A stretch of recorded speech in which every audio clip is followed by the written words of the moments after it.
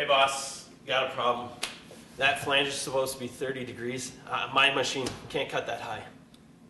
I mean, seriously, if I adjusted it, it'd take probably about 2 hours overtime. I just can't do that today. I think a 25-degree flange is going to work. So why don't you do this? Why don't you cut it at 25 degrees, and then I'll make the change to the order, and that shouldn't be a problem. Awesome. Thank you. Great. No problem. No problem. Hey, Brandon just told me that he's cutting those flanges at 25 degrees.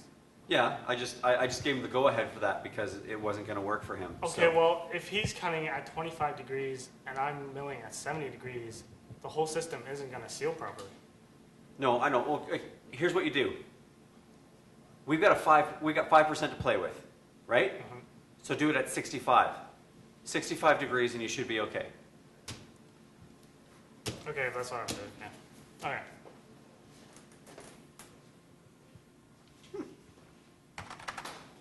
Hey, did you give those guys permission to change the angles of their parts?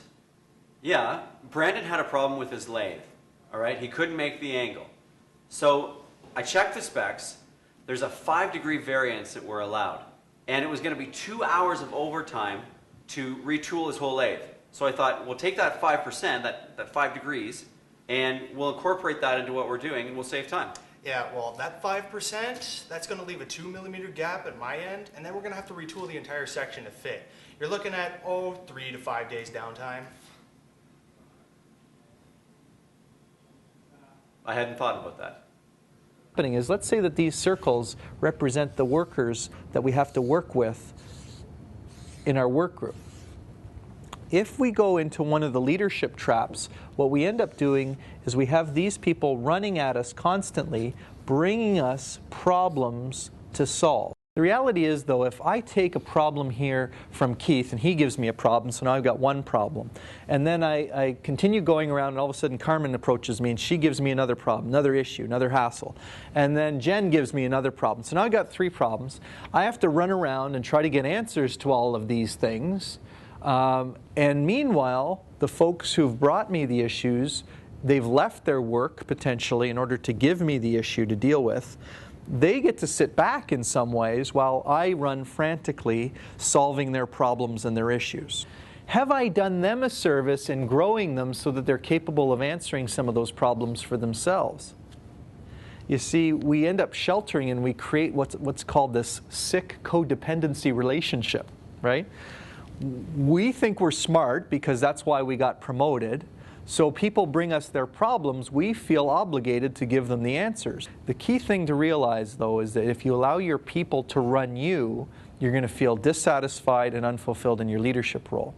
So instead, what we would suggest is that you look at whether you could instead take yourself out of the middle, put yourself around the edge, and check in with your people throughout the shift or the day. What's going on, Brandon? How's it going?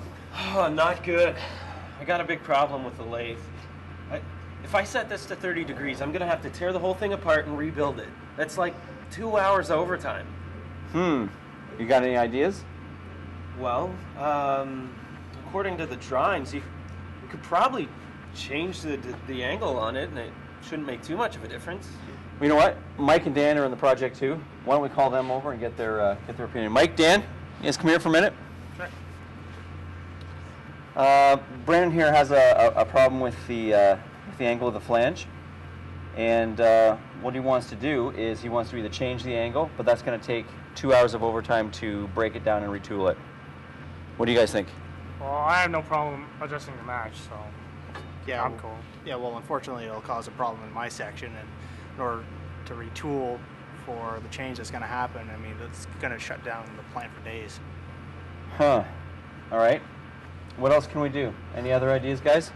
Well, considering since Brandon, he can't do anything, that means I can't do anything because until he's up and running, okay, I'm stuck, right? Yeah. So I guess I could come over and help him rebuild it, and the two of us will be done in a couple hours by today for sure. So. Awesome. Right, what do you think? That's great. Think that'll work? Big help. I think so. Yeah. All right, guys. Great idea, and good job. Let's get back to work. Okay. is you spend a little bit of time checking in with each person. That allows you to go, hey, how was the weekend? Hey, what was happening with the kids' hockey game last night or the baseball game? So you get to actually check in with people. When they know that they're going to get your attention anyway without having to come and bring you an issue, they're less likely to come and bring you those issues.